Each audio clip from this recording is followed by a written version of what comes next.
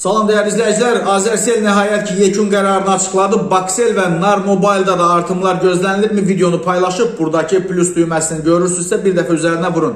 Değerli izleyiciler, nihayet ki Azercell real hakikati açıklayabildi ve abonentin tarifte olup olmamasından aslı olmayarak 1 manat 1 gün prinsipi qüvvədə qaldı. Bu barədə Azərbaycan internet forumunun prezidenti Osman Gündüz bildirib və onun sözlərinə görə tarifə qoşulmuş olmaq avtomatik güzəşt yaratmır və beləliklə də 1 manat 1 gün prinsipi qüvvədədir və həmçinin Osman Gündüz bildirib ki, nömrəniz qalan günlərdə 90 gün ancaq zəng qəbul edə bilər və ola bilər balansınızda pul olacaq, amma götürdüyünüz aylıq tarifə uyğun olmadığından nömrə ilə bir tərəfli deməli istifadə etmək nömrədən mümkün olacaq və əvvəlki qaydada isə belə deyildi. Məsələn 1 manata nömrə 5 gün açıq qalırdı, 2 manata 10 gün, 5 manata isə 30 gün.